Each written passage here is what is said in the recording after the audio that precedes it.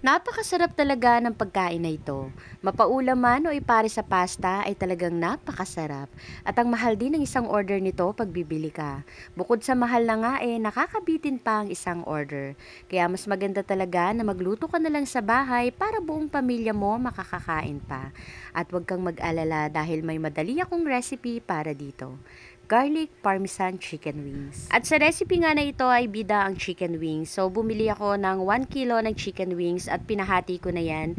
At pinatanggal ko na rin yung matigas na part sa dulo, yung mabuto na. Lagyan natin ito ng 6 tablespoon ng cornstarch, paminta, garlic powder, salt at gatas. Yung gatas na ilalagay nyo dito, pwede kayong gumamit ng evaporated milk or fresh milk. Pero dahil wala ako nun, nagmix lang ako ng powdered milk at water. Haluin natin ito ng mabuti, then i-marinate for 15 to 20 minutes. At habang naghihintay nga, pwede na nating ihanda yung iba pang mga ingredients na kakailanganin. Gagawa na rin tayo dito ng chicken breading. Bali, sa isang mixing bowl, mag-mix tayo ng 1/2 cup ng cornstarch, 1/2 cup ng all-purpose flour, then timplahan na rin natin ito ng asin, paminta at garlic powder. At sa pagkukoat naman ng ating mga chicken wings na minarinate natin dito sa cornstarch and all-purpose flour mixture na ginawa natin, ay i-press lang natin ito ng bahagya para kumapit talaga dito sa mga chicken wings. Gawin lang natin ito sa lahat hanggang sa matapos, then magpainit na tayo ng mantika. At sa pagluluto naman ito ay kinakailangan talaga na mainit yung mantika bago natin ilagay dito yung mga chicken wings na piprituhin. Lutuin lang natin ito hanggang sa mag-golden brown, then set aside. Next na natin gagawin dito yung garlic parmesan sauce. Napakadali lang naman itong lutuin.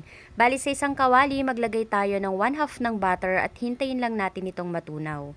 At once na natunaw na nga, maglagay na tayo dito ng garlic. At sa pagluluto pala nito, nakalimutan kong sabihin na dapat mahinang apoy lang ang gamit natin para hindi masunog yung garlic. Mga 4 to 5 minutes ko lang niluto dito yung garlic, then naglagay na ako ng parmesan cheese. Ilagay na rin natin dito yung mga chicken wings na niluto natin kanina at haluin lang natin ito ng mabuti hanggang sa makoat na ng sauce yung ating mga chicken wings at ahunin na natin sa kalan. Grabe, sobrang bango talaga nito at talaga namang nakakatakam. Alam mo yung amoy na amoy yung garlic at yung butter at yung ating chicken naman napaka-crispy at juicy. And ready to serve na ang ating napakasarap na garlic parmesan chicken wings. Sigurado mapaparami ang kain mo dito. Gusto mo rin ba? Tara, kain tayo.